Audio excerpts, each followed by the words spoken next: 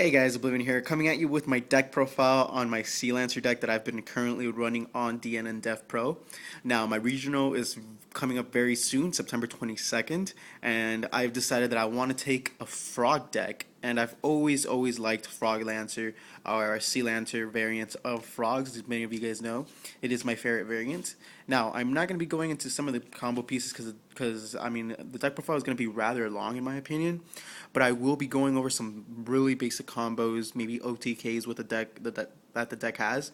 Please keep in mind that I'm not running the complete deck that I'm running like in DN or something like that, because Daigusto Phoenix is like $10. I will get it for the regional though, because I mean it's kind of needed.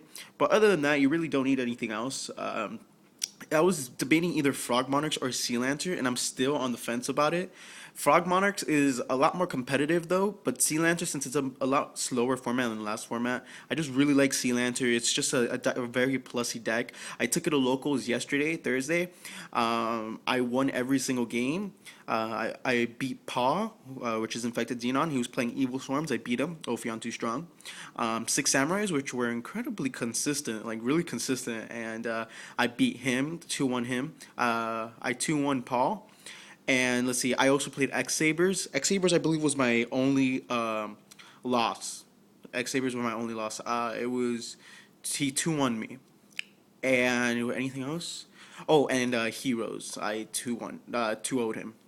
So yeah, the deck has a very good matchup against really almost every deck except Dark Worlds, but you side into Dark Worlds quite easily. And I'm going to be going over the side deck and the extra deck. Please keep in mind the extra deck is not complete, and the side deck is not complete either. But that's neither here nor there. So let's just get started. By the way, this is sort of a budget variant. I actually most of the stuff I already had, but you could get the stuff for probably like $10-$20, and then like the staples like Effect Veiler and stuff that's gonna run you about another 10. Thank God I did not need to pay because I traded for it.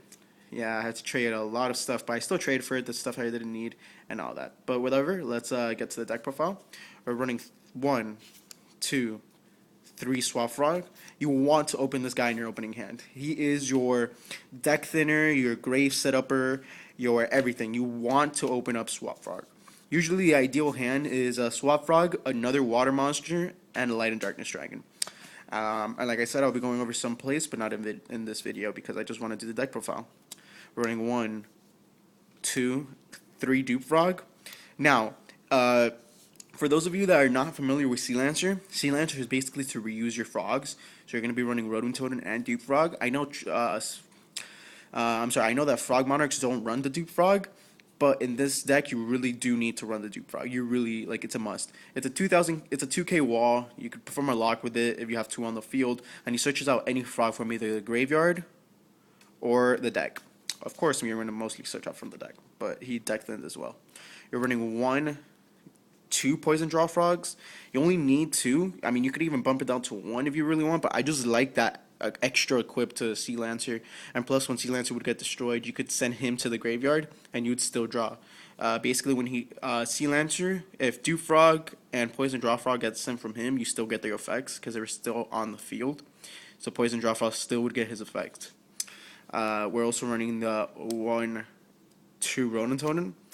You don't need 3. The 3, you could still run 3. Don't get me wrong. 3, we could run 3 and not be dead. But just 2, I find is just the perfect number, perfect consistency, perfect everything. You cannot run 1 Rodent Totem. You have to run at least 2 to 3. Though I recommend running 2 and then testing if you want 3 or not. I've tested 3 and I really like 3, but a little bit dead sometimes. Rodent Totem was never dead. Yeah. Usually your ideal hand would be a Rodent Totem, a Light and Darkness, and a Swap Frog. Only 1 Treeborn Frog, and I will explain this. Frog, like I said, guys, this isn't a Monarch-based deck. It's a Sea Lancer-based deck, so you're going to be banishing a lot. Literally, Treeborn Frog, I barely ever send him first turn. I usually send the Rodent and a Banish Fodder, which is usually the Poison Draw or the Dupe Frog. Treeborn Frog, I send him last, just because he's really not needed. Literally, you usually perform all your tributes with Rodent Totem. With the 6 Samurai matchup, I literally did not need Treeborn Frog at all. I did not even special summon the Treeborn. I didn't even dump it in the grave. I all did it with Rodent Totem, and I still won in 2 turns. Oh, was it 2 turns? 2 or 3 turns.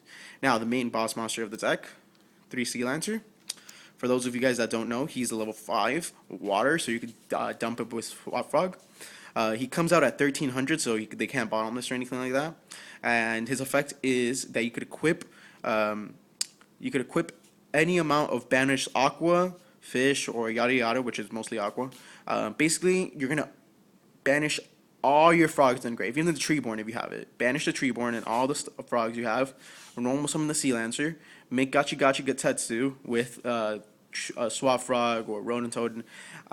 Summon him. He comes out at 13. Activate his effect. Equip all your banished frogs. I usually try to tend to summon him when 2 to 3, 2 or more equips, just so I can make him like live longer. And yeah, also if you activate the effect in the Veiler, you could only activate his effect once while he's face up on the field. But I have ways of reusing him that we'll get to soon enough. For the Monarch part of the deck, we're only running 3 Monarchs, which is the best Monarch, I believe, in my opinion. Caius, I did get them in gold. I'm actually really happy I got them in gold. Some guy wanted common Lance for 3 gold. I was like, yeah, okay, yeah, I'll do that. So yeah, 3 Caiuses. I just have this for it being a Monarch. I'm not running Tidal because I believe Tidal is only good in the Slushy variant, nothing else. And I really dislike the Slushy variants. It's just not my cup of tea. Now, the main card that you're going to use to reuse your Sea Lancer is Light and Darkness Dragon. Usually, Light and Darkness Dragon comes out first turn. I run 3 of them. Now, this could be tweaked to 2 or 3, though with this deck, literally, you could special summon Light and Darkness Dragon every turn. You need 2 tributes, which is really easy in this deck, really easy. I could run Obelisk if I really wanted to, but I don't. But anyways, Light and Darkness Dragon is an amazing card. Basically, he negates anything that happens on the field every once per chain. And he usually comes out at 3200 because I have a Gachi on the field. So he has up to 5 negates.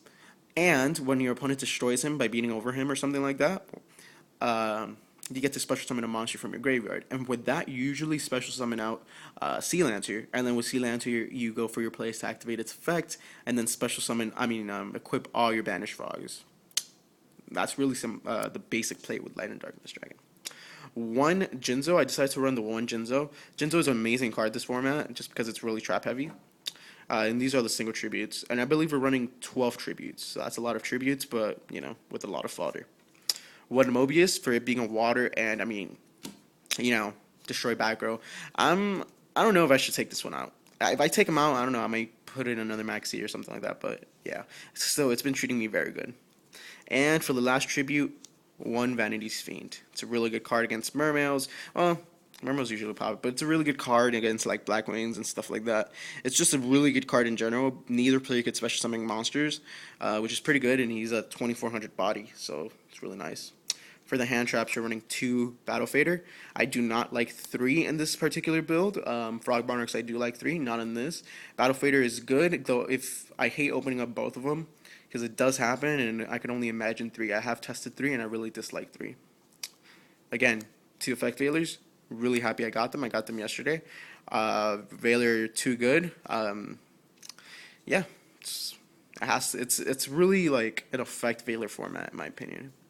1 Maxi, just because I own the 1. But really, I've been testing the 1, and it's really good because I don't really see that much special summoning, except from Dragon Plants and Mermails, if even. That's really about it. And for the last hand trap, the Gores. Now, like for the monster count, I believe that is a monster count of 29.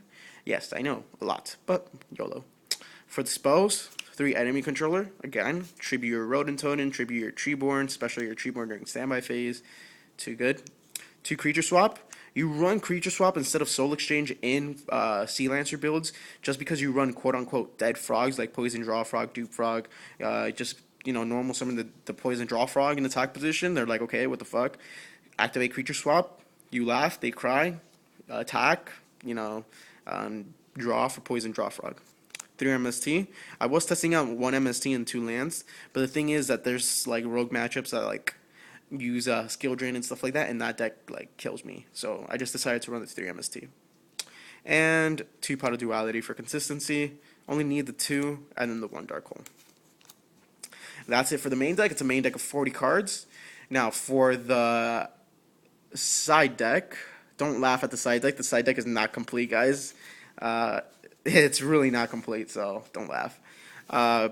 2 Flying Seas.